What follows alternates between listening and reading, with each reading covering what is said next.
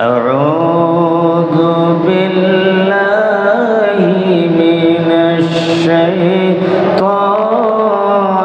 الرجيم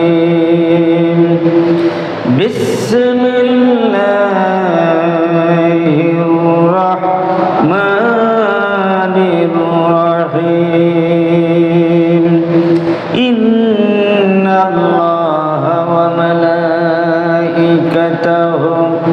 يصلون على النبي يا أيها الذين آمنوا صلوا عليه وسلموا تسليما اللهم صل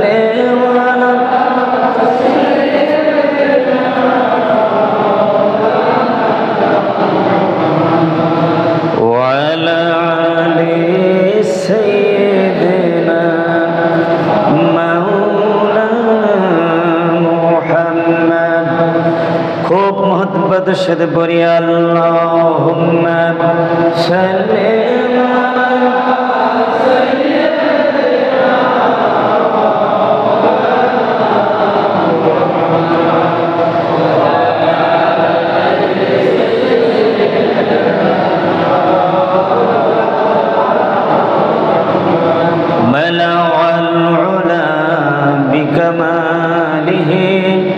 كشف الدجى بجماله حسنت جميع خصاله صلوا عليه وآله محمد مصطفى تمه حبيب پاک داوره شفیع سیا مشکل کشای روز محشره بلغ العلا بکماله کشف الدجى بجماله حسنت جميع خصاله صلوا عليه وآله गफ्फार बख्श देता गर तुम इशारा करते मेरा जहाज इस्या तूफान से पर होता बलगल उला बिकमालिही कशफत दुजा बिजमालिही حسنت جميع خصاله صلوا عليه وآله مولا मेरे खबर लो बर्बाद होकर चला हो कुछ अपनी जिंदगी का एतबार नहीं होता بكماله كشف الدجى بجماله حسنت جميع خصاله صلوا উপস্থিত সম্মানিত মুসল্লিয়ান কিরাম আসসালামু আলাইকুম ওয়া রাহমাতুল্লাহি তাআলা ওয়া বারাকাতুহু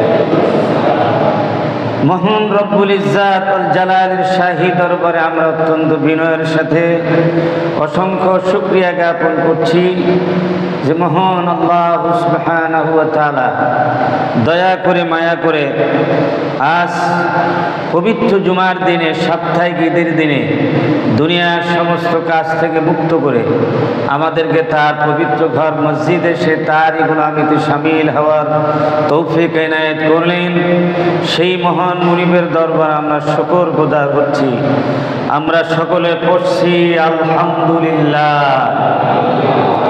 حمدا كثيرا طيبا مباركا فيه يا ربي لك الحمد كما ينبغي لجلال وجهك وعظيم سلطانك يا ربي لك الحمد بالإيمان ولك الحمد بالإسلام ولك الحمد بالقرآن إنك خلقتنا ورزقتنا وهديتنا يا رب العالمين প্যারে হাজরিন আজ 1446 হিজরি সনের পবিত্র রবিউল আউয়াল মাসের আজকের নবম দিবস আজকের রবিউল আউয়াল মাসের দ্বিতীয় জুমার দিন 13 সেপ্টেম্বর 2024 আজকের এই গুরুত্বপূর্ণ জুমার দিনে আমরা দুনিয়ার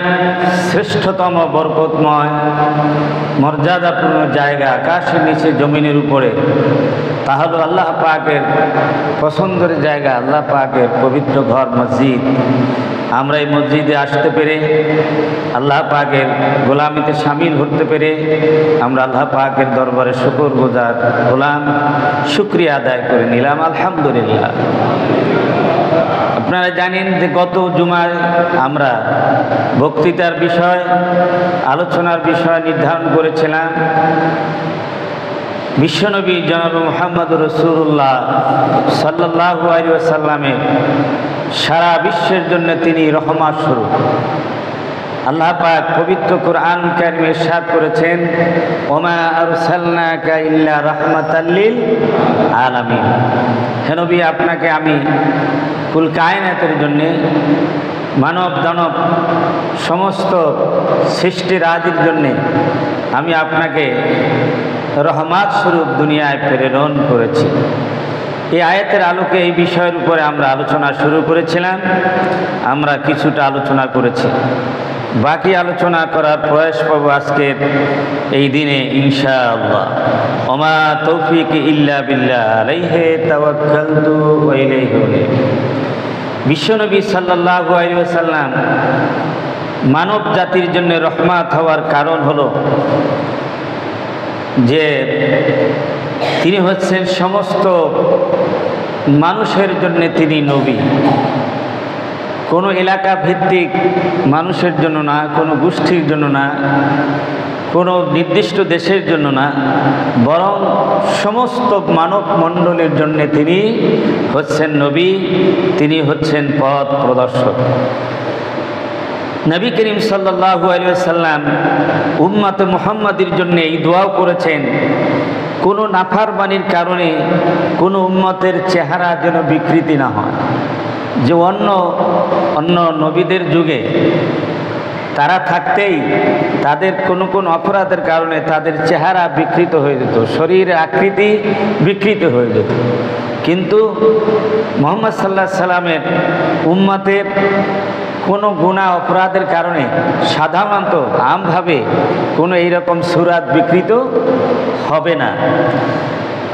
দ্বিতীয় আরেকটি দোয়া করেছেন আল্লাহ রসুল যে কোনো অপরাধের কারণে সমস্ত উম্মত একযোগে যেন ধ্বংস না হয়ে যায়। কারণ আল্লাহর নবী তো কোনো একটি সীমাবদ্ধ সময়ের জন্য নবী নন, তিনি হচ্ছেন কিয়ামত পর্যন্ত, প্রলয়ের শেষ দিন পর্যন্ত তার নবুয়ত শাশ্বত এবং চিরন্তন বাকি থাকবে। এই জন্যে কিয়ামত পর্যন্ত মানুষ থাকা লাগবে। এই জন্যে মানে একযোগে কোনো জায়গায় মানুষ কি হবে না, ধ্বংস হবে না। যেমন মহামারী, বিভিন্ন প্রাকৃতিক দুর্যোগের কারণে, সুনামির কারণে মানে একযোগে সব ধ্বংস হবে না, কিছু হলেও কিন্তু বাকিরা আবার কি থাকবে। বলেন আলহামদুলিল্লাহ। নবী করিম সাল্লাল্লাহু আলাইহি সাল্লাম আরও একটি দোয়া করেছেন উম্মতের জন্য, তিনি রাহমাতাল লিল আলামিন হিসাবে, যে সমস্ত উম্মত গোমরাহির উপরে ঐক্যমত পোষণ করবেন না, যে সব উম্মত একযোগে গোমরা হয়ে যাবে না।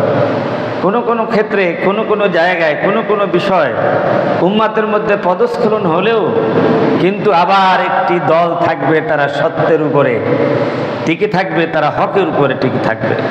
যেমন হযরতে আব্দুল ইবনে ওমর রাদিয়াল্লাহু তাআলা থেকে বর্ণিত হাদিস, قال قال رسول الله صلى الله عليه وسلم إن الله لا يجمع أمتي أو قال أمة محمد على ضلالة।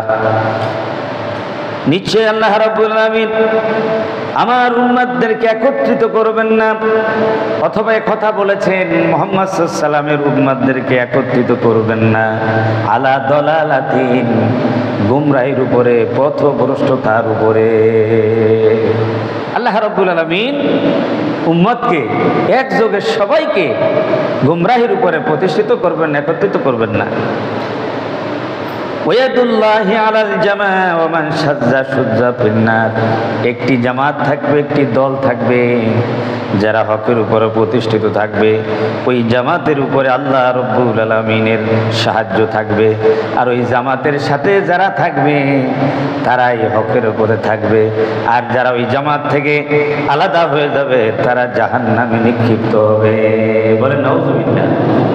এজন্যে নবী করিম সাল্লাল্লাহু আলাইহি সাল্লাম গোটা বিশ্বের মানবতার জন্যে, বিশেষ করে উম্মত মুহাম্মাদের জন্যে তিনি রহমত। তিনি নারী সমাজের জন্য রহমত, উম্মতের নারী সমাজের জন্য রহমত। আমরা সবাই জানি নবী করিম সাল্লাল্লাহু আলাইহি সাল্লাম আসার পূর্বে এই জগতে নারীদের কোনো ইজ্জত ছিল না, সম্মান ছিল না, অধিকার ছিল না। তারা অধিকার থেকে বঞ্চিত ছিল, নারী সমাজের কোনো অধিকার ছিল না। সামাজিকভাবে, পারিবারিকভাবে তারা ছিল নানানভাবে কি মানে ঘৃণিত, অবহেলিত এবং বঞ্চিত। কন্যা হিসাবে, স্ত্রী হিসাবে, মা হিসাবে কোনো মর্যাদাই কি ছিল না। কিন্তু বিশ্বনবী রাহমাতাল লিল আলামিন হয়ে আসার পরে কোরআন সুন্নাহর আলোকে নারীদের তিনি মর্যাদা এবং অধিকার প্রতিষ্ঠিত করেছেন। বলেন আল্লাহু আকবার। নারীদের যদি কি নারী জন্মগ্রহণ করা এটা একটা পাপ ছিল, এটা ছিল মানে যেই ঘরে নারী জন্ম করবে সেই বাপ মায়ের জন্য এটা কলঙ্ক। বলেন নাউযুবিল্লাহ। কন্যা সন্তান আর পুত্র সন্তান দেওয়ার মালিককে, শুধু কন্যা সন্তান দেওয়ার মালিককে আর সন্তান না দেওয়ার মালিককে, সবই আল্লাহর ইচ্ছা, ঠিক কি না? আল্লাহ রাব্বুল আলামিন বলেন ইয়াহাবু লিমান ইয়াশাউ ইনাসান ওয়া ইয়াহাবু লিমান ইয়াশাউ যুকুরা। আল্লাহ রাব্বুল আলামিন বলেন যাকে চান আল্লাহ রাব্বুল আলামিন তাকে কন্যা সন্তান দান করেন, আর যাকে ইচ্ছা আল্লাহ রাব্বুল আলামিন পুত্র সন্তান দিয়ে ধন্য করেন। এটা আল্লাহ পাকের ইচ্ছা। এই জন্য কন্যা সন্তান এটা বরকতের লক্ষণ।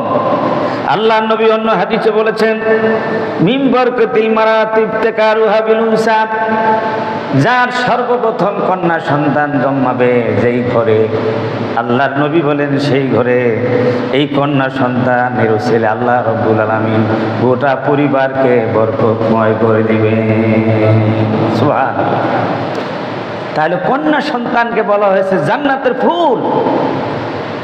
আল্লাহ নবী অন্য হাদিসে বলেছেন কারো যদি নাকি 3টি কন্যা সন্তান হয়, অথবা যদি তার 3টি ভগ্নী বোন থাকে, তাদেরকে যদি লালন পালন করে বয়প্রাপ্ত হয়ে যায়, শিক্ষা দীক্ষা দেয়, দিনের তালিম দেয়, বয়প্রাপ্ত হওয়ার পরে সৎ পথে প্রস্তুত করে, আল্লাহ নবী বলেন তার জন্যে জান্নাত অজীব হয়ে যায়, আল্লাহ নবীর সুপারিশ অজীব হয়ে যায়। আল্লাহু আকবার।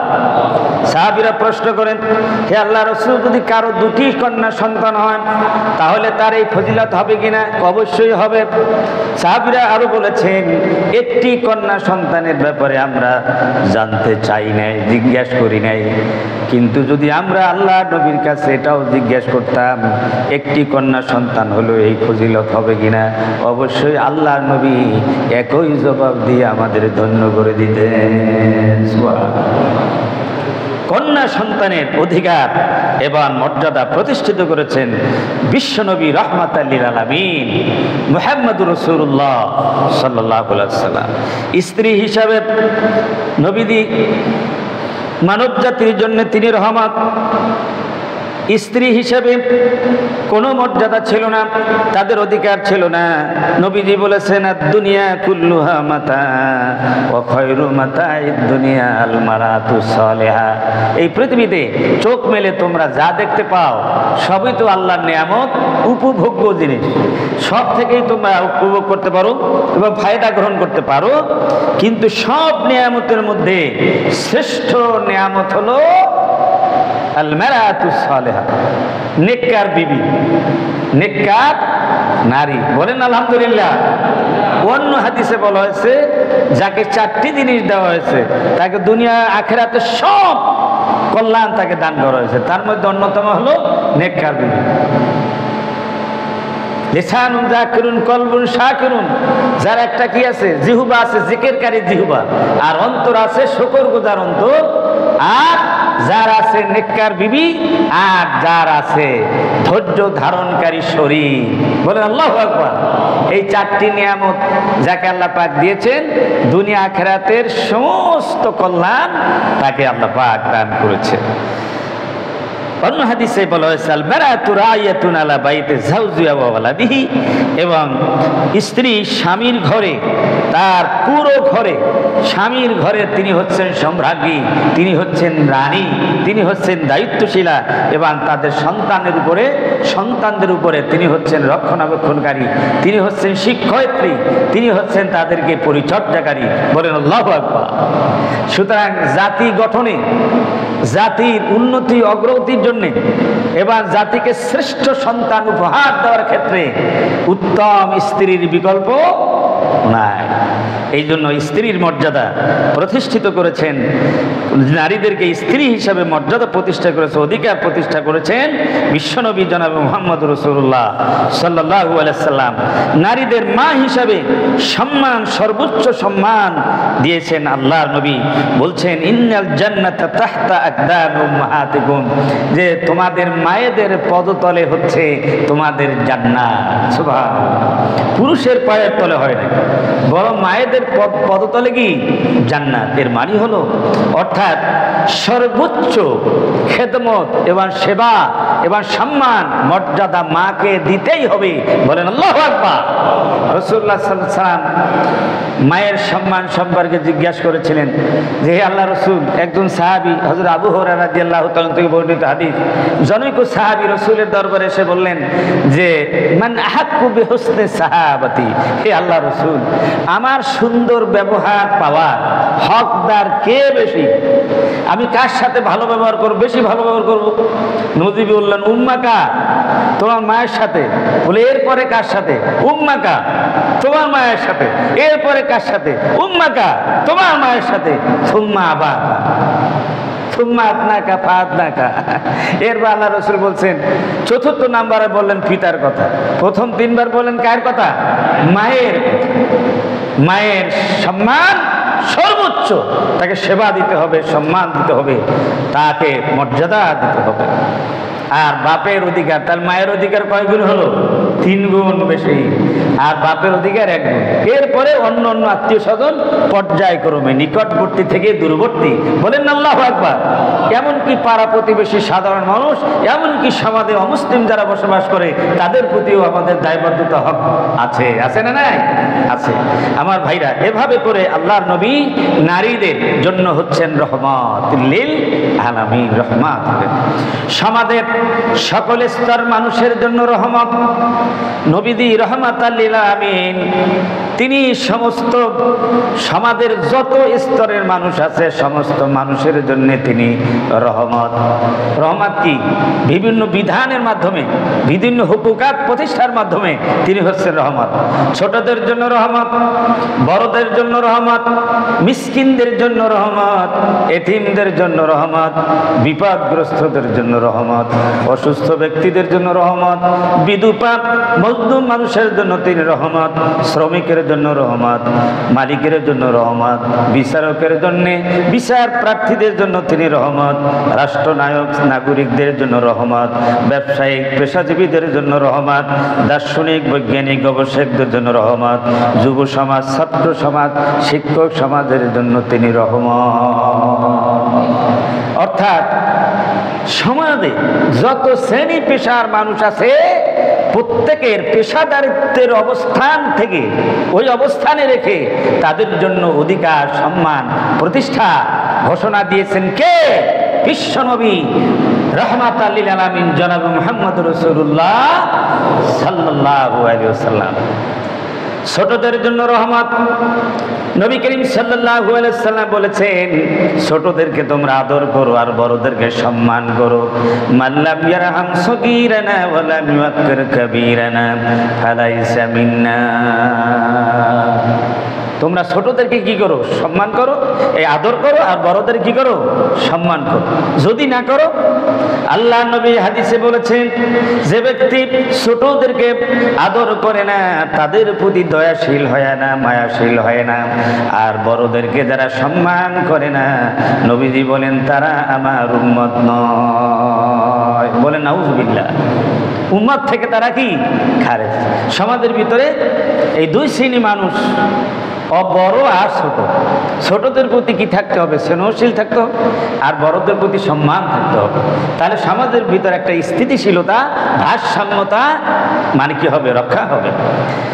অন্য হাদিসে একই ভাবে আল্লাহ নবী বলেছেন, উবাদাত ইবনে সামিত রাদিয়াল্লাহু তাআলা আনহু ক্বালা ক্বালা রাসূলুল্লাহ সাল্লাল্লাহু আলাইহি ওয়াসাল্লাম, লাইসা মিন্না মান লাম ইউজিল্লা কাবীরানা ওয়া ইয়ারহাম সগীরানা ওয়া ইয়ারিফ আলি আলিমিনা হাক্কাহু। হযরত উবাদা ইবনে সামিত রাদিয়াল্লাহু তাআলা থেকে বর্ণিত হাদিস, তিনি বলছেন রাসূলুল্লাহ সাল্লাল্লাহু আলাইহি ওয়াসাল্লাম ইরশাদ করেছেন, লাইসা মিন্না, সে আমার উম্মত নয় যে ব্যক্তি বড়দেরকে সম্মান করলো, ইজ্জত করলো না, ওয়ারহাম সাগীরানা, আর যে ছোটদেরকে স্নেহ করলো না, সাথে সাথে যারা আলেমদেরকে তাদের যথাযোগ্য মর্যাদা দিল না, তাদের হক আদায় করলো না, তারা আমার উম্মত নয়। এখানে আলেমদের কথাও কি বলা হয়েছে? মানে সমাজের ভিতরে আলেমরা হচ্ছে সর্বোচ্চ সম্মানের অধিকারী। কারণ ওয়াইন্নাল উলামা ওয়ারাসাতুল আম্বিয়া, কারণ আলেমগুলো হচ্ছেন নবীদের মানে কি সঠিক প্রতিনিধি। সঠিক প্রতিনিধি তারা হচ্ছেন কি? ওয়ারিস। ইলমে ওহীর, কোরআন সুন্নাহর জ্ঞানের তারা হচ্ছে ওয়ারিস, তারা হচ্ছে প্রতিনিধি। নবীগণ যেভাবে উম্মতকে কোরআন সুন্নাহর আলোকে দাওয়াত দিয়েছেন, জান্নাতের পথে ডেকেছেন, আল্লাহর পথে ডেকেছেন, তেমনি করে নবীর প্রতিনিধি হয়ে তারাও কি এই দিনের পথে কি ডাকেন বলে তারা হচ্ছেন বিশেষভাবে মানে তারা সম্মানিত ব্যক্তি, তাদেরকে সম্মান করতে হবে। ভাইরা আমার, অন্য হাদিসের ভিতরে আসছে রাসূলুল্লাহ সাল্লাল্লাহু আলাইহি ওয়াসাল্লাম ছোটদেরকে এমন আদর করত, যত্ন করত, তাদেরকে খেলার সাথী বানাতেন, আর নবীজি ছোট্টদেরকে আগে সালাম দিতেন।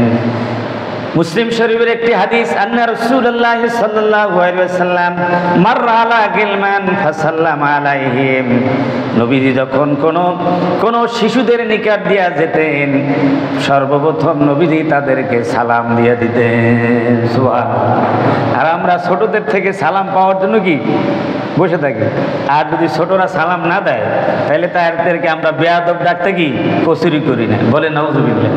আসলে ছোটদেরকে শিক্ষা দিতে হবে, তাদেরকে বারবার শিক্ষা দিতে হবে, দিলে তারাও কি বড় হবে, তারা এইভাবে কি মানে মানে আমাদের পদাঙ্ক অনুসরণ করে তারাও একদিন আদর্শবাদী কি হয়ে যাবে। হযরত আনাস রাদিয়াল্লাহু তাআলা তিনি এভাবে শিশুদেরকে সালাম দিয়ে বলতেন, কানা নবী সাল্লাল্লাহু আলাইহি ওয়াসাল্লাম ইয়াফআলুহু, এটা বুখারী শরীফের হাদিস, যে আমি এই শিশুদেরকে আগে কেন সালাম দিই জানো?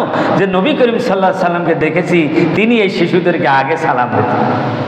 ছোটদেরকে এতই আদর করতেন, নিজ নাতি নাতনিদেরকে আল্লাহ রাসূল এতটা যত্ন করতেন, আদর করতেন, নিরাপত্তা দিতেন। আল্লাহর নবীর নাতনি উমামা বিনতে জায়নাব, রাসূলের মেয়ে জায়নাবের কন্যার নাম হলো উমামা।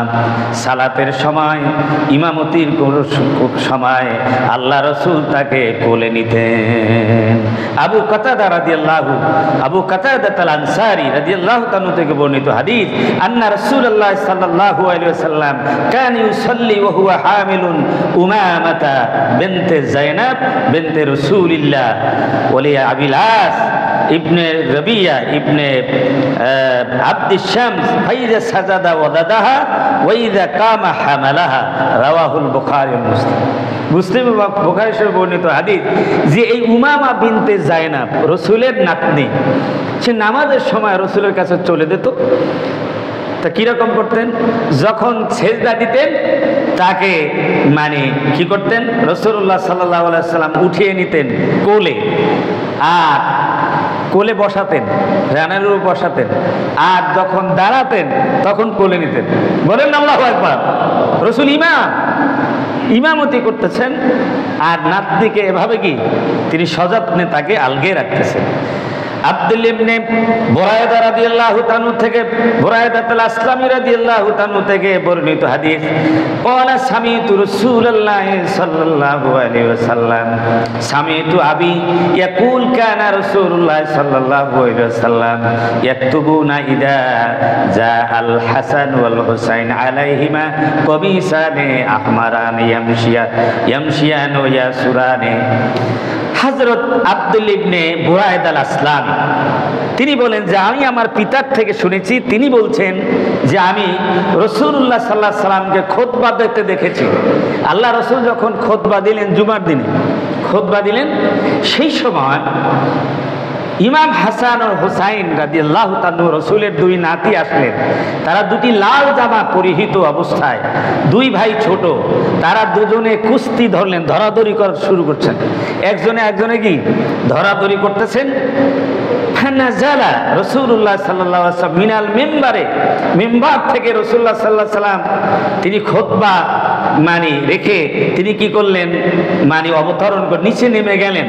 ওয়াদাহুমা ফাহামালাহুমা ওয়াদাহুমা বাইনা ইয়াদাই, তাদেরকে তুলে নিলেন এবং কোলে নিলেন। সুম্মা ক্বালা সাদাকাল্লাহ ইন্নামা আমওয়ালুকুম আওলাদুকুম ফিতনা।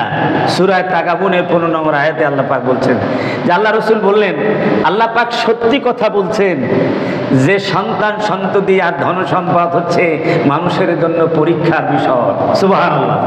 এর থেকে নবীরাও বাদ যায় না, নবীরাও কি আল্লাহ রসুল মিম্বার থেকে নেমে গেলেন এই ভাবনায় যে দুই ভাই ধরাধরি করলে এ জায়গায় পড়ে গেলে হয়তো একজন আহত হয়ে যেতে পারে, সেই ভাবনায় তাদের নিরাপত্তা দেওয়ার জন্য আল্লাহ রসুল মিম্বার থেকে নেমে গেলেন। নাযারতু ইলা হাযাইনি সাবিয়াইন, রাসূল বলছেন যে এই দুইটি বাচ্চার দিকে আমি লক্ষ্য করলাম, ইয়ামশিয়ান ওয়া ইয়াসুরান, তারা হাঁটছে এবং তারা ধরাধরি করছে।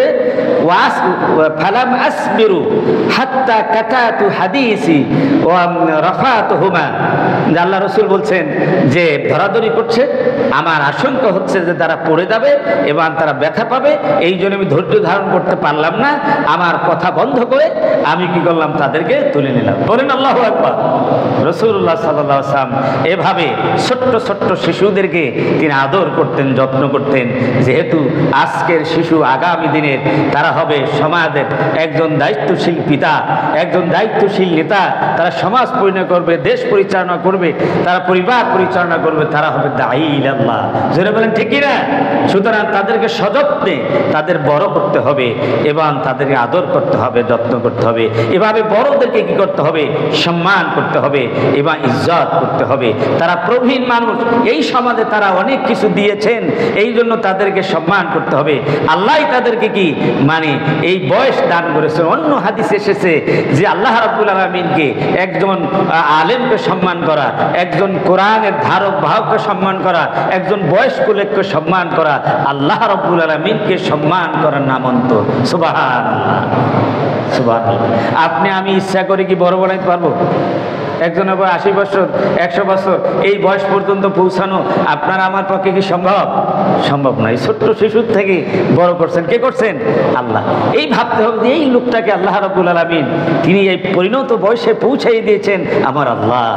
সুবহানাল্লাহ। তিনি অনেক ভালো কাজ করেছেন, সুতরাং কল্যাণময় কাজ করেন, সমাজকে অনেক কিছু দিয়েছেন, এই জন্য জাতিকে অনেক কিছু দিয়েছেন, তাকে সম্মান করতে হবে।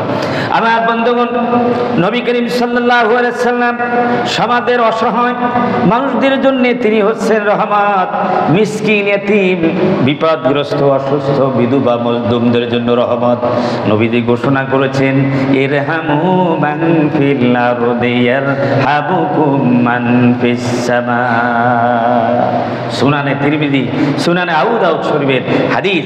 রাসূলুল্লাহ সাল্লাল্লাহু আলাইহি ওয়াসাল্লাম বলেছেন, তোমরা জমিনবাসীর উপরে দয়া করো, আল্লাহ রাব্বুল আলামিন তাহলে তোমাদের উপর দয়া করবেন যিনি আসমানে আছেন। আসমানবাসী তোমাদের উপর কি করবে? আসমানবাসী বলতে এখানে আল্লাহ রাব্বুল আলামিন, তিনি মানুষের উপরে যেহেতু, সেই জন্যই বলা হয়েছে যে তোমাদের উপর কি করবেন? দয়া করবেন। উদুল মরিদ ওয়া আতিমুল জায় ফুকুলানি, তোমরা অসুস্থ ব্যক্তিদের সেবা করো আর ক্ষুধার্ত ব্যক্তিকে খাদ্য দাও, আর যারা বন্দী অবস্থা আছে তাদেরকে এই বন্ধিত্ব অবস্থা থেকে মুক্ত করার জন্য তোমরা সাহায্য করো। সুবহানাল্লাহ। তাহলে সমাজের এই অসহায় মানুষদের জন্য আল্লাহ রসুল বিধান দিলেন, তাদের পাশে দাঁড়াতে হবে। তাদের পাশে কি দাঁড়াতে হবে? তাহলে তাদের জন্য রহমত, তারা অবহেলিত থাকবে না। তারা কি থাকবে না? অবহেলিত থাকবে না, অসহায় অবস্থা থাকবে না। রাসূলুল্লাহ সাল্লাল্লাহু আলাইহি ওয়াসাল্লাম বলেছেন, আস-সাই আলাল আরমালা ওয়াল মিসকিন কাসাই ফি সাবিলিল্লাহ। একজন নারীর যখন স্বামী ইন্তেকাল করে অনেকটা অসহায় বোধ করে, এমনকি ধনাঢ্য পরিবারের হলেও যেহেতু স্বামী নাই, এই জন্য তার পাশের বড় একটা খুঁটি, বড় একটা পিলার হারিয়ে ফেললো, অসহায় বোধ করে। কিন্তু আল্লাহ রসুল বলেছেন, কোন ব্যক্তি যদি নাকি এরকম বিধবা নারীদের সাহায্য সহিতে এগিয়ে যায়, মিসকিনদের সাহায্যে এগিয়ে যায়, আল্লাহ রাস্তায় জিহাদ করলে যে সওয়াব পাবে, প্রতিদান পাবে, আল্লাহ রাব্বুল আলামিন দয়া করে সেই প্রতিদান তার আমলনামায় দিবে। ওয়াহসিবুহু কাল কায়মি লা ইয়াকতুরু ওয়া কাস-সাইমি লা ইয়াফতুরু। বর্ণনাকারী বলেন, আমি এটাও ধারণা করতেছি আল্লাহ রাসূল ভাবে বলেছেন, সারা রাত জেগে ইবাদত করলে এবং সারা দিন ব্যাপী লাগাতার রোজা রাখলে যে সওয়াব পাবে, সেই সওয়াব তার আমলনামায় আল্লাহ রাব্বুল আলামিন দান করবেন। এই সমাজের অসহায় বিধবা, মিসকিন এবং সুস্থ ব্যক্তিদের যারা সাহায্য করবে তাদেরকে আল্লাহ রাব্বুল আলামিন এই প্রতিদান দিবেন।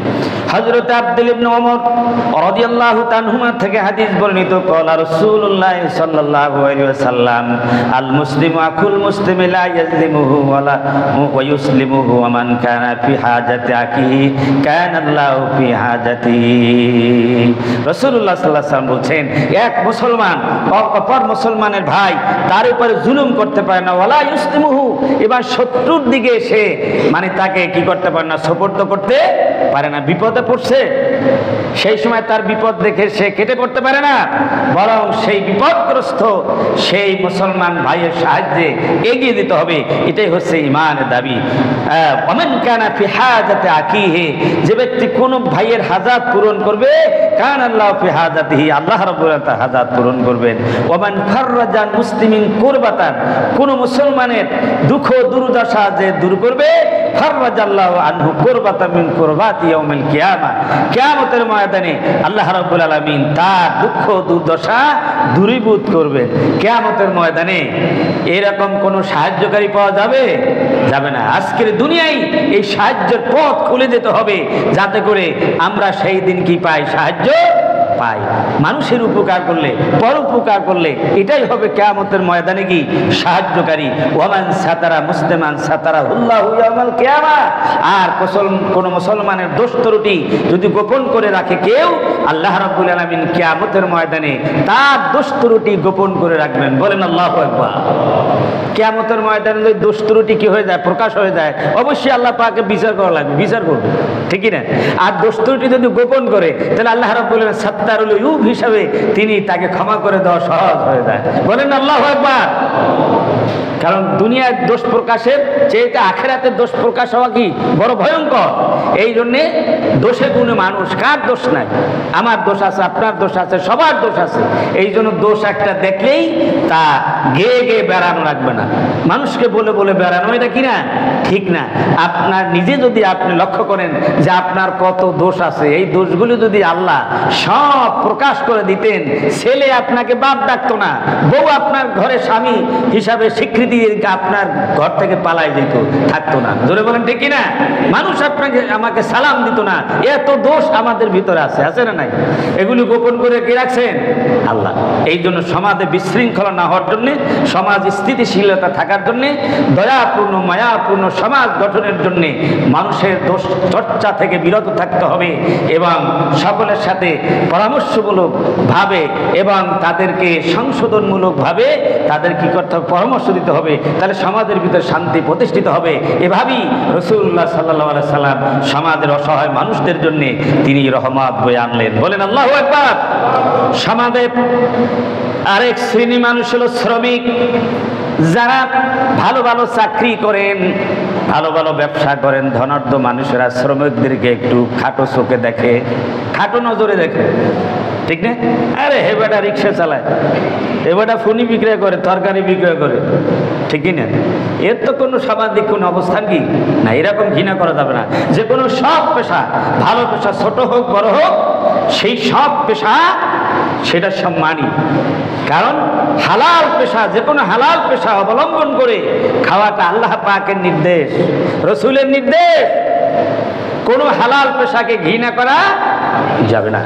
আপনারা জানেন যেই রাহমাতাল লিল আলামিন জনাব মুহাম্মদ রাসূলুল্লাহ সাল্লাল্লাহু আলাইহি সাল্লামের নামে চুমা খেলে ভাগ্য পরিবর্তন হয়ে যায় মানুষের, সেই নবীজি ইহুদির বাগানে পানি দিয়ে একটি দুটি দিরহামের বিনিময় পানি দিয়ে তিনি শ্রমিকের ভূমিকায় অবতীর্ণ হয়ে তিনি রিজিকের ব্যবস্থা করেছেন, উপার্জন করেছেন। বলেন আল্লাহু আকবার। তিনি একবারে মানে শীর্ষস্থানীয় বড় ব্যবসায়ী ছিলেন না, শীর্ষস্থানীয় ব্যবসায়ী যেমন ছিলেন, আবার শ্রমিকের ভূমিকা অবতীর্ণ হয়েছেন। তিনি ছিলেন জনগণের কাতারে, আবার তিনি ছিলেন রাষ্ট্রপতি। বলেন আল্লাহু আকবার। রাসূলুল্লাহ সাল্লাল্লাহু আলাইহি সাল্লামের জীবনে বৈচিত্র্যের সমাহার, বৈচিত্র্যের সমাহার। এই পৃথিবীতে যত পেশা আছে সব পেশা রসুলের মানে জীবনে আপনি খুঁজে পাবেন, আবার সব সম্মানের স্থানও খুঁজে পাবেন, এবার সব অসহায় মানুষের তাদের সিরাত, তাদের আদর্শ খুঁজে পাবেন। বলেন আল্লাহু আকবার। তিনি যেমন রাষ্ট্রপতি ছিলেন, আবার 3 দিন না খেয়ে তিনি দারিদ্র্যের কষাঘাতে পাথর বেঁধে ক্ষুধার জঠর জ্বালায় কি যন্ত্রণা ভুগতে হয় সেটাও তিনি প্রমাণ করেছেন। বলেন আল্লাহু আকবার। এই জন্য তিনি ধনীদেরও বন্ধু, গরিবেরও বন্ধু, তিনি জনগণের বন্ধু, রাষ্ট্রনায়কদের জন্য কি বন্ধু, তিনি শিক্ষকের আদর্শ, ছাত্রেরও আদর্শ। সুবহানাল্লাহ। তিনি সকলের জন্য কি আদর্শ। এই জন্য রাসূলুল্লাহ সাল্লাল্লাহু আলাইহি ওয়াসাল্লাম শ্রমিকের জন্য রহমত, এভাবে নিজে শ্রমিক হয়ে শ্রমের মর্যাদা দিয়েছেন। এই জন্য পৃথিবীর কোনো হালাল শ্রমের মানে আপনি ঘৃণা করতে পারবেন না। রাসূলুল্লাহ সাল্লাল্লাহু আলাইহি ওয়াসাল্লাম তার একজনকে বদলা দিয়েছেন, আর একজনকে বদলা দিয়ে, মুসলমান না ইহুদিদের বাগানে পানি দিয়ে তিনি বদলা দিয়ে মানে উপার্জন করেছেন। তাহলে কোন পেশা আপনি ঘৃণা করতে পারবেন? কোন পেশা ঘৃণা করতে পারবেন না যদি সেটা হালাল হয়। অপরদিকে শ্রমিকদের অধিকারের ব্যাপারে আল্লাহ রাসূল নির্দেশ দিয়েছেন, কড়া নির্দেশ দিয়েছেন। আন ইবনে ওমর রাদিয়াল্লাহু তাআলা ক্বালা আতুল আজিরা আজরাহু ক্বাবলা আন ইয়াজিফা ইরকুহু। তো তোমরা মজুদের, তোমরা যারা সেবক আছে, শ্রমিক আছে, সেই শ্রমিকদের মানে প্রতিদান, শ্রমিকদের মানে তাদের যে শ্রমের মর্যাদা, তাদের ঘাম শুকানোর আগেই তাদের বিনিময়টা দিয়ে দাও। সুবহানাল্লাহ। তাদের সাথে যে চুক্তি হয়েছে, একদিনে কি চুক্তি হয়েছে যে 1000 টাকা দেওয়া হবে, তাহলে কাজের শেষে আর টালমাটাল করে দেরি করি না যে আগামীকাল দেবো, কালকে দেবো, 1 সপ্তাহ পর দিব, এরকম হবে না। বরং ঘাম শুকানোর আগে তিনি পরিশ্রম করেছেন, মাথার ঘাম পায়ে ফেলে সারাদিন খাটুনি খেয়েছে, কাজ শেষ, তাড়াতাড়ি তার ডান হস্তে মানে তার পাওনাটা দিয়ে দাও। বলে আল্লাহু আকবার। পৃথিবীর এমন কোন আদর্শ নেতা পাবেন খুঁজে যে এই রকম একটি আইন করে দিয়েছেন যে শ্রমিকদের অধিকার প্রতিষ্ঠিত করতে হবে। আমাদের মানে সারা বিশ্বে একটা শ্রমিক দিবস 1 মে পালন করা হয়। এরকম শ্রমিক দিবস কিয়ামত পর্যন্ত পালন করে যেতে থাকলেও শ্রমিকের অধিকার কখনো প্রতিষ্ঠিত হবে না জোরে বলেন ঠিক কিনা? তাই যদি হতো তাহলে এখনো হাজার হাজার লাখ লাখ শ্রমিকদের আন্দোলন করা লাগতো না। জোরে বলেন ঠিক কিনা আমার ভাইরা? সুতরাং রাসূল সাল্লাল্লাহু এই হাদিসটি যদি সমস্ত উম্মতেরা আমল করে তাহলে কোনো শ্রমিকদের আন্দোলন করা লাগবে না, ব্যবসায় ক্ষতিগ্রস্ত হবে না, আর শ্রমিকদেরও কি অধিকার থেকে বঞ্চিত হবে না। এই জন্যই লাগে সুশাসন, এই জন্য লাগে সৎ লোকের শাসন। এবার আল্লাহ রাব্বুল আলামিনের কোরআন দিয়ে সমাজ পরিচালিত হলে পরেই এইরকম আদর্শ প্রতিষ্ঠিত হওয়া সম্ভব। জোরে বলেন ঠিক কিনা আমার ভাইরা? আল্লাহ রাসূল বলেছে আতুল আজিরা আজরাহু ক্বাবলা আন ইয়াজিফা ইরকুহু, যে ঘাম শুকানোর আগে তার প্রতিদান দেয়া দাও। বলেন আল্লাহু আকবার। আমার বন্ধুগণ, এইভাবে করে রাসূলুল্লাহ সাল্লাল্লাহু আলাইহি সাল্লাম সকল শ্রেণী পেশার মানুষের জন্য তিনি হয়েছেন মানি রহমত, বিচারকের জন্য এবং বিচার প্রার্থীদের জন্য তিনি রহমত। আল্লাহ রাব্বুল আলামিন বলছেন ইন্না আনজালনা ইলাইকাল কিতাবা বিল হক লিতাহকুমা বাইনান নাসি বিমা আরাকাল্লাহ ওয়া লা তাকুম লিল খাইনিনা খাসিমা। যে হে রাসূল, আপনার প্রতি আমি কিতাব অবতীর্ণ করেছি যাতে করে মানুষের মাঝে এই কিতাব দিয়ে সত্যতার সাথে বিচার ফয়সালা করতে পারেন। যেভাবে আল্লাহ রাব্বুল আলামিন আপনাকে পথ দেখিয়েছেন, বিমা আরাকাল্লাহ, আপনাকে আল্লাহ পথ দেখিয়েছেন, যেভাবে বিচার করতে বলেছেন ইনসাফের সাথে সততার সাথে, সেইভাবে কোনো বিশ্বাসঘাতকের পক্ষে বিতর্ককারী হবেন না। যারা বিশ্বাসঘাতক তাদের আপনি পক্ষ অবলম্বন করে তাদের জন্য আপনি কাজ করবেন না, বরং ন্যায় ইনসাফের সাথে আপনি বিচার ফয়সালা করবেন। আল্লাহ রাসূল কার উপর জুলুম করেন নাই, পার্সিয়ালিটি করেন নাই, স্বজন প্রতি করেন নাই, দলীয় প্রতি করেন নাই, আত্মীয়করণ করেন নাই। জোরে বলেন ঠিক কিনা? তিনি বিচার করেছেন ইনসাফের সাথে, জাতি ধর্ম বর্ণ নির্বিশেষে সেই বিচার ফয়সালা থেকে সকলে ফায়দাবান হয়েছে। আপনারা জানেন যে রাসূলুল্লাহ সাল্লাল্লাহু আলাইহি সাল্লামের দরবারে একজন ইহুদি এবং একজন মুসলমান, নামদারি মুসলমান, একটা জমি সংক্রান্ত বিচার নিয়ে এসেছিল। কোরআনের আয়াত নাযিল হয়েছে, এই পরিপ্রেক্ষিতে বিচার করে দিলেন রাসূলুল্লাহ সাল্লাল্লাহু আলাইহি সাল্লাম। দুইজনার নথিপত্র দেখে, কাগজপত্র দেখে বিচার করে দিলেন, ইহুদির পক্ষে রায়টা দিলেন, কিন্তু মুসলমানদের পক্ষে রায়টা আসলো না। কিন্তু মুসলমান এটা মানতে পারলো না, ও তো আসল মুসলমান না, ও হলো 2 নম্বর মুসলমান। আমাদের সমাজে 2 নম্বর মুসলমান আছে না নাই? কারা 2 নম্বর মুসলমান? যারা রাসূলের বিচার ফয়সালা মানতে চায় না, কোরআনের ফয়সালা মানতে চায়, এই 2 নম্বর। জোরে বলেন ঠিক কিনা? আর যারা রাসূলেরটা মানতে চায় হলো কি 1 নম্বর। রাসূলের যুগও এরকম ছিল, ওই লোকটা বিচার মানতে পারে না। আরে আমি রাসূলের পিছে নামাজ পড়ি, তার উপর ঈমান আনছি, আমি দরুদ পড়ি, কত কিছু করি, কিন্তু আমার পক্ষে রায় না দিয়ে ইহুদির পক্ষে রায় দিল। আল্লাহ রাসূল তো কোনো স্বজনপ্রীতি করবেন না, দলীয় প্রীতি করবেন না, এই কারণে তিনি সত্যটা জেনে তিনি ইহুদির পক্ষে রায় দিলেন, অমুসলিমদের পক্ষে রায় দিলেন। তো চলে গেল মনক্ষুণ্ণ হয়ে ওমর রাদিয়াল্লাহু তাআলার কাছে, যে শুনছি ওমর খুব ফয়সালা করে ভালোভাবে, তো ওমরের কাছে এই ফয়সালার দিলেন সানি করার জন্য। তো ওমর রাদিয়াল্লাহু তাআলা বলছেন যে এই মামলাটা তুমি প্রথমে কারো কাছে নিয়ে গেছিলা, সানি যখন করতে হবে আগে একজনের তো বিচার করছে, নিয়ে গেছিলাম, তা শিখে মুহাম্মদুর রাসূলুল্লাহ সাল্লাল্লাহু আলাইহি ওয়াসাল্লাম। ওমর রাদিয়াল্লাহু তাআলা বলেন তুমি অপেক্ষা করো, আমি তোমার বিচার সানি করে দেব, সানি বিচার করব। ওমর রাদিয়াল্লাহু তাআলা চিন্তা করলেন যে লোকটা রাসূলের বিচার মানতে পারে না সে অবশ্যই মুসলমান না, সে হবে মুনাফিক। ঠিক না? সে হবে কি? মুনাফিক। মুনাফিকদের বিচার আর কি হবে? ঘরের থেকে তিনি তরবারি নিয়ে এসে তার মাথাটা শরীর থেকে দ্বিখণ্ডিত করে দিল আর বললেন যে রাসূলের কাছে বিচার নিয়ে যাওয়ার পরে যে বিচার মানতে পারে না সেই ব্যক্তি মুসলমান নয়, সে ব্যক্তি মুনাফিক, তার বিচারটা ওমর এভাবেই করে দেয়। বলেন আল্লাহু আকবার। মদিনার অলিতে গলিতে ছড়িয়ে পড়লো মুহাম্মাদের অনুসারী ওমর মুসলমানকে হত্যা করছে, নিজেদের ভাইকে হত্যা করছে। আল্লাহ রাব্বুল আলামিন এর প্রতিবাদ করে আসল ঘটনা উদ্ঘাটন করে দিলেন। কোরআনের সূরা নিসার 65 নম্বর আয়াত নাযিল করলেন, ফালা ওয়া রাব্বিকা লা ইউমিনুনা হাত্তা ইউহাক্কিমুকা ফীমা শাজারা বাইনাহুম থুম্মা লা ইয়াজিদু ফি আনফুসিহিম হারাজাম মিম্মা কাযাইত ওয়া ইউসাল্লিমু তাসলিমা। আল্লাহ রাব্বুল আলামিন নবী আপনার রবের কসম করে বলি, তারা ততক্ষণ পর্যন্ত ঈমানদার হতে পারবে না যতক্ষণ আপনার কাছে বিচার ফয়সালা নিয়ে যাওয়ার পরে, আপনি বিচার করার পরে মনের ভিতরে খুঁতখুঁতি থাকে, মনের ভিতরে ভ্রান্তি থাকে, মেনে নিতে পারে না। তাহলে আপনার বিচার যারা মেনে নিতে পারে না আর আত্মসমর্পণ করতে পারে না, তারা কোনোদিন মুমিন হতে পারে না। সুতরাং ওমর কোন মুসলমান হত্যা করে নাই, ওমর হত্যা করছে মুনাফিককে, রাইট হয়েছে, বলেন আল্লাহু আকবার। এভাবেই আল্লাহ রসুল তিনি হচ্ছেন বিচারকদের জন্য তিনি রহমত, বিচার ফয়সালা যারা নিয়ে যায় সে তাদের জন্য, বিচার প্রার্থীদের জন্য তিনি রহমত। আরেকটি ঘটনা আছে যে আরবের সম্ভ্রান্ত পরিবার গোত্র মাখজুমি গোত্রের এক রমণী, সে কি করলো, চুরি করার পর বিচার আসলো রসুলের দরবারে, যাবে তো বিচার, ঠিক না? এর আগে তারা চিন্তা করলো তাদের মাখজুমি গোত্রের যে সমস্ত গোত্র প্রধানরা আছে, নেতারা আছে, তারা চিন্তা করলো তো মোহাম্মদ সাল্লাল্লাহু আলাইহি ওয়াসাল্লামের কাছে নিয়ে গেলে তো কোরআনের আইন চালু করে দিবে, হাত কেটে দিবে, তাহলে তো আমরা লজ্জায় আর মুখ দেখাইতে পারবো না। তাহলে কি করা যায়, যে মোহাম্মদ সাল্লাল্লাহু আলাইহি ওয়াসাল্লামের কাছে সুপারিশ করে অন্য কোনো শাস্তি দেওয়া যায় কিনা। প্রথমে গেল উসামা ইবনে যায়েদ রাদিয়াল্লাহু তাআলা, হিব্বি রাসূলুল্লাহ, রসুলের প্রিয়তম নাতি, পালক পুত্রের ছেলে যায়েদ, পালক পুত্র, তার ছেলে হলো উসামা। উসামাকে গিয়ে ধরলো যে আপনি একটু রসুলকে যদি সুপারিশ করেন, আপনারা তো বেশি মহব্বত করে, আপনি যদি সুপারিশ করেন তাহলে আমাদের মন মতো বিচারটা হবে। কি সুপারিশ? এই ঘটনা বললো। তিনি বললেন আমি পারবো না, এটা সম্ভব না। না দেখেন, আমি বলতে পারি ঠিক, কিন্তু রসুল কিন্তু এই সুপারিশ মানবেন না। উসামা রাদিয়াল্লাহু তাআলা তাদের পক্ষ হয়ে রসুলের সামনে তাদের কথাগুলি উপস্থাপন করছেন, আর আল্লাহ রসুল বলছেন, উসামা তুমি কোরআনের আইনের বিরুদ্ধে আমার কাছে সুপারিশ করতে আসছো।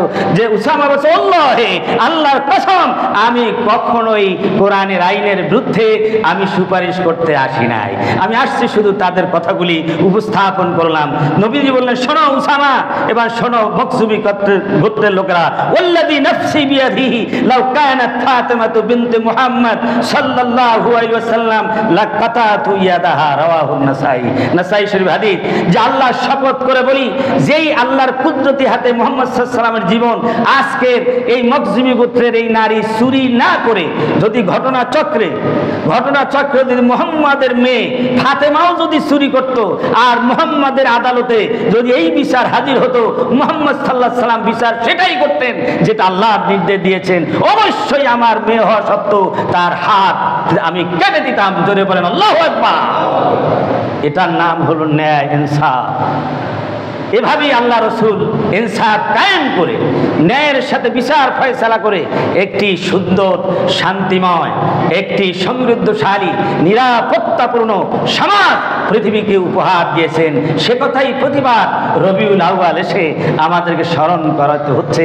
আজকের বিষয় ফয়সালা আমাদের নগ্নভাবে বিচারকেরা মিথ্যাভাবে রায় দিয়ে সমাজের ভিতরে অনেক অশান্তি সৃষ্টি করেছে অতীতে। জোরে বলেন ঠিক কিনা আমার ভাইরা? সুতরাং আমরা আশা করব যে বিচারকেরা যেন আল্লাহ রসুলের এই আদর্শকে ধারণ করে, কোরআনের এই আদর্শকে ধারণ করে, তারা যেন সত্যিকার ন্যায় ইনসাফের ভিত্তিতে বিচার করে ন্যায় ইনসাফের প্রতীক হতে পারে। তারা যেন আল্লাহর গোস্বার জন্য মুখামুখি না হয়, আল্লাহর আযাবের শাস্তির জন্য মুখামুখি না হয়, তারা যেন আল্লাহর জান্নাত পায়, আর লোকেরা যেন সত্যিকার শান্তির দিশা খুঁজে পায়, এটা আমরা আশা করব। আল্লাহ রাব্বুল আলামিন সেই সোনালী সমাজ যেন আমরা দেখতে পারি। আল্লাহ রাব্বুল আলামিন সেই সোনালী সমাজ আমাদেরকে নসিব করুন। সকলে বলে আল্লাহুম্মা আমিন। ওয়া আখিরু দাওয়ানা আলহামদুলিল্লাহি রাব্বিল আলামিন। আসসালামু আলাইকুম ওয়া রাহমাতুল্লাহ।